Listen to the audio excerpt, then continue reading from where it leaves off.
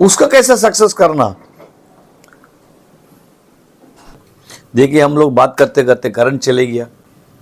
ये समस्या इतना बड़ा है, आप अभी वर्ल्ड रिकॉर्ड करने जा रहे हैं। हमारा एक ही बात है कि whenever you pass a rule, please do consultation with the stakeholders. Public को अंडरएस्टिमेट मत करिएगा, पब्लिक को तंग मत करिएगा, पब्लिक का साथ ये तुगलक राज, हिटलर राज, सदाम हुसैन राज मत चलाइएगा।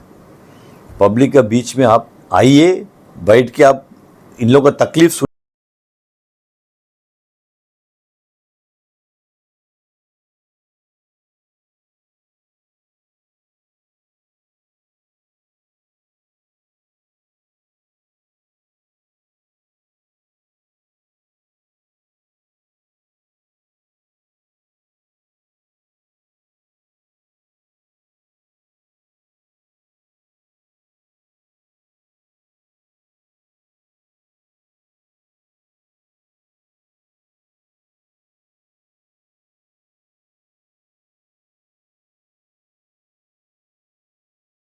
सबको नमस्कार। आज हमारा दीपवासियों के लिए बहुत बड़ा अच्छा दिन है, बहुत खुशी का दिन है कि चेंबर ऑफ कॉमर्स का तरफ से 2 केस जो है हम लोग जीत किया, विजय प्राप्त हुआ। एक में आपको मालूम है कि डाइवर्शन बंद करके रखा, डाइवर्शन बंद करके रखने की वजह से तो कई सालों से बंद है, सेलेक्टिव डाइवर्शन कर रहा था। लेकिन एक आम आदमी जब कुछ दुकान खोलना है, कुछ रिसोर्ट खोलना कुछ है, उसको लैंड डाइवर्शन नहीं कर रहा था एडमिनिस्ट्रेशन। हमारा माननीय उपराज्यपाल जी का इंस्ट्रक्शन में हम लोग हाई कोर्ट में जीता था। हाई कोर्ट में जीत के हम लोग एडमिनिस्ट्रेशन को रिक्वेस्ट किया है कि इसको आप लागू करिए ये ऑर्डर को। लेकिन कुछ कारण की वजह से एडमिनिस्ट्रेशन सुप्रीम कोर्ट में इसको एसएलपी फाइल किया।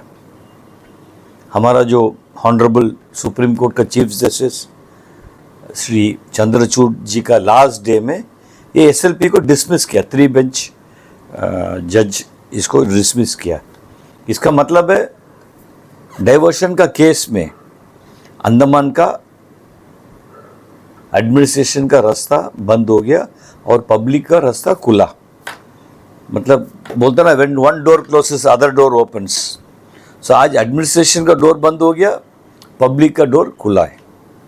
ये हम आपका माध्यम से Andaman chamber of commerce and industry को हम धन्यवाद देना चाहता हूँ कि ये जो केस को इतना दूर तक लेके गया।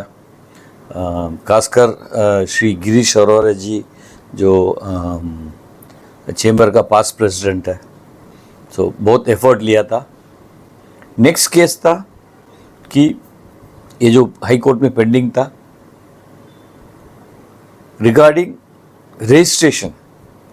देखिए जैसा ये हम लोग ये जो कन्वर्शन का केस जीता, एक अनअनाउंस्ड बैन था, कोई ऑफिशियल ऑर्डर नहीं है, कुछ नहीं है, लेकिन रजिस्ट्रेशन का इन लोग नहीं कर रहा था।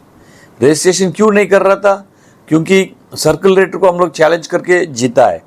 Circle rate is not a valid rule. आप सर्कल रेट को जो आपको तो बताया कि बहुत अनजस्टिफाइड है। देखिए ये जो कोर्ट कचहरी में जितना पैसा एडमिनिस्ट्रेशन कच्चा किया है, उससे अच्छा एक सुझाव हम देता है, स्टेक होल्डर्स से आप मिलिए, स्टेक होल्डर्स से एक सुझाव ले लीजिए।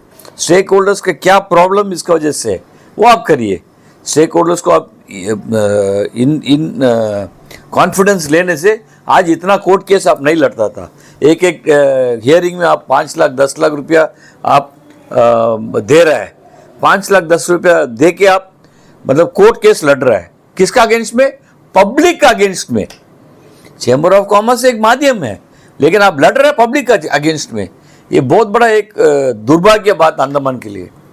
सो एक कोर्ट ने बोल दिया कि the registration should start with in 24 hours and no case regarding this registration should be coming to us then we will view it very seriously. ये बहुत बड़ा एक ऑर्डर है. ये एडमिनिस्ट्रेशन को क्या ज़रूरत था रजिस्ट्रेशन बंद करने का? एक आम आदमी अपना ज़मीन को क्यों बिक्री करेगा? अपना ज़मीन को क्यों बिक्री करेगा? उसका कुछ ज़रूरत है, उसका मेडिकल ट्रीटमेंट होगा, उसका बच्चा का शादी का होगा, इसका मेनलैंड में रीसेटलमेंट का होगा, कुछ भी तो इमरजेंसी. आप बताइए, कोई ऐसा कोई आदमी लैंड सेल करेगा? अच्छा खासा चलता वाला रजिस्ट्रेशन को बंद किया क्योंकि सर्कल रेट के ऊपर ये किया, और इसका जो रजिस्ट्रेशन फीस के ऊपर जजमेंट अगेंस्ट में आया. एकदम तुगलक राज चल रहा है इधर में. एलजी जो सोचता वही होना. तीसरा बात है JERC, जो इलेक्ट्रिसिटी डिपार्टमेंट का जो फेयर है, जो चार्जेस है, यूनिट चार्जेस है, उसका अगेंस्ट में अंडमान चैम्बर ऑफ कॉमर्स का जो रिप्रेजेंटेटिव 2 बार जीता है. होटल इंडस्ट्री भी उसमें इंक्लूड है. 2 बार जीतने के बाद उन लोग JERC में रिप्लाई फाइल करना है. रिप्लाई 31 डेज के बाद इन लोग फाइल किया है. तो जब जज साहब ने पूछा है कि आप क्यों लेट फाइल किया, बोलता ऑनरेबल लेफ्टिनेंट गवर्नर का टेबल में पड़ा था, वो नहीं आया. 25,000 रुपये इन लोग को फाइन लगा.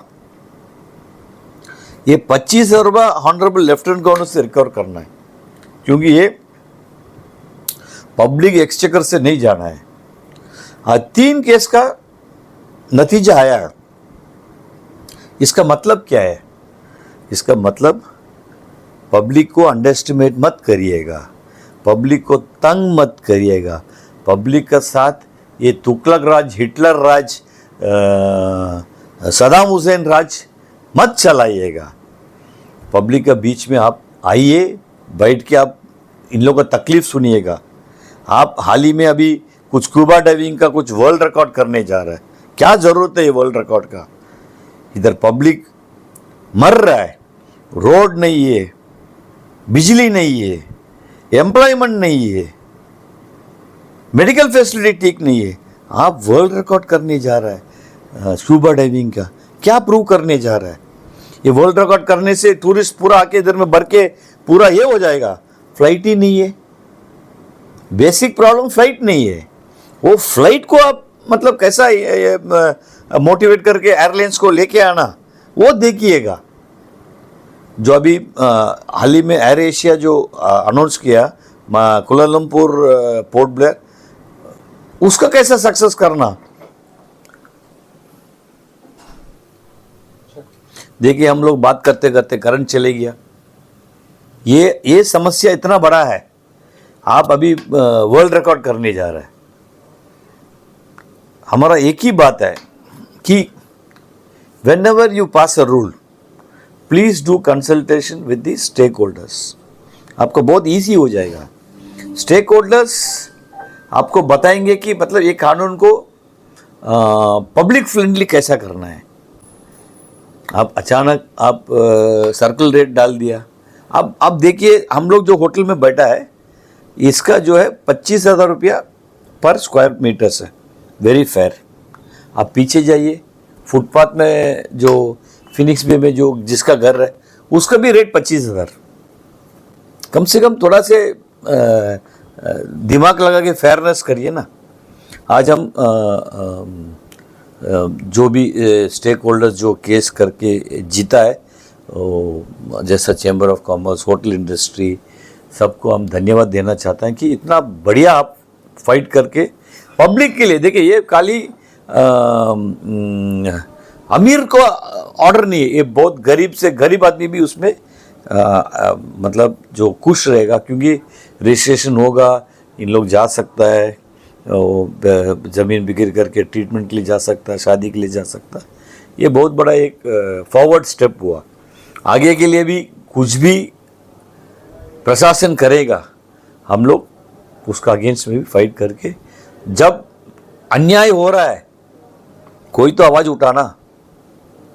बस आज जो व्यक्ति लोग आवाज़ उठाया, उन लोगों के लिए सलाम, प्रणाम, नमस्ते. Thank you.